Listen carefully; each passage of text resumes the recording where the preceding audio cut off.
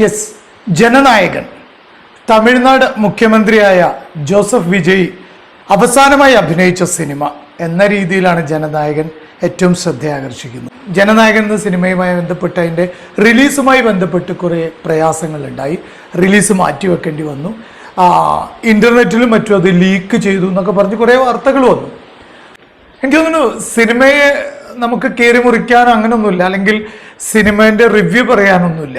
നമ്മുടെ വിജയ് ഒരു ക്രൗഡ് പുള്ളറല്ലേ. ശരിക്കും തമിഴ്നാട്ടിൽ നിന്നുള്ളൊരു നടന് കേരളത്തിൽ ഏറ്റവും കൂടുതൽ ഫസ്റ്റ് ഡേ കളക്ഷനൊക്കെ ഉള്ളത് വിജയ് എന്ന് പറയുന്ന ആ താരത്തിനാണ്. അദ്ദേഹത്തിന് എത്ര ഫാൻസാണ് നമ്മുടെ കേരളത്തിലൊക്കെ ഉള്ളത് എന്ന് വെച്ച് കഴിഞ്ഞാൽ കേരളം മാത്രമല്ല, ഇന്ത്യ ഒട്ടുക്ക് വിജയ് എന്ന് പറയുന്ന ദളപതി അദ്ദേഹത്തിനുള്ള ഫാൻസ് ഭയങ്കരമാണ്.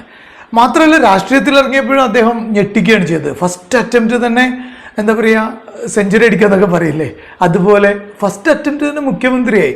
അങ്ങനെ ഈ സിനിമ കാണുമ്പോൾ നമ്മൾ കാണുന്നത് സിനിമയിൽ ഹീറോ ആയിരുന്ന ആള് യഥാർത്ഥ ജീവിതത്തിൽ മുഖ്യമന്ത്രി ആയാലും അദ്ദേഹം എന്തൊക്കെ ചെയ്യുന്നു അതും കുറേ ഹീറോയിസം ഉള്ള രീതിയിലാണ് ചെയ്യുന്നത്. ഇപ്പം തമിഴ്നാട്ടിലെ അദ്ദേഹത്തിൻ്റെ ചില ഇടപെടലൊക്കെ ആ രീതിയിൽ കാണുമ്പോൾ അതും നമുക്കത് വെച്ചിട്ടാണ് ഇപ്പം മുഖ്യമന്ത്രിയായിട്ടുള്ള വിജയിനെ കാണുന്ന രീതിയിലാണ് നമ്മൾ ഈ സിനിമ കാണുക.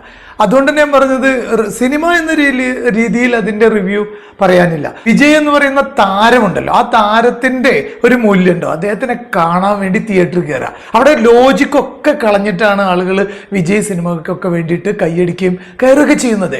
അത്തരത്തിൽ നോക്കിക്കഴിഞ്ഞാൽ പക്കയാണ്, അടിപൊളി എന്ന് പറഞ്ഞു കഴിഞ്ഞാൽ.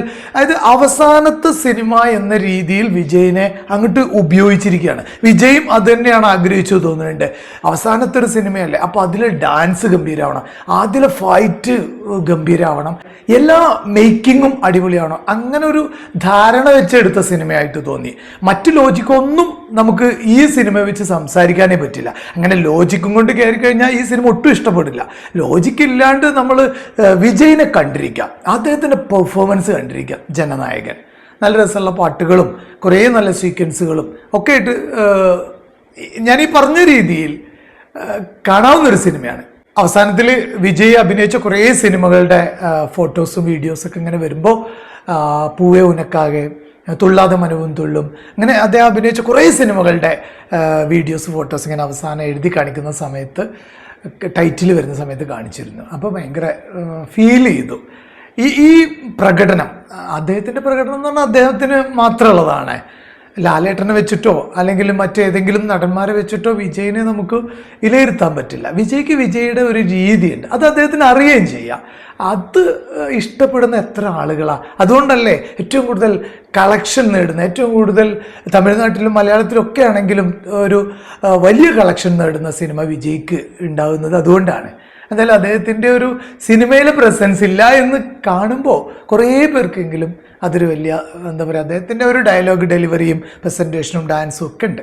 പോക്കിരിയൊക്കെ പോലുള്ള സിനിമകൾ, നമ്മളിങ്ങനെ ത്രില്ലടിപ്പിക്കുന്ന സിനിമകൾ അല്ലേ, ഗില്ലി, അങ്ങനെ കുറേ സിനിമകളുടെ റെഫറൻസ് ഇങ്ങനെ പോയപ്പോൾ ഒരു വല്ലാത്ത എവിടെയോ ഒരു ഇദ്ദേഹത്തെ ഇനിയും വേണം എന്നിങ്ങനെ തോന്നിപ്പോ.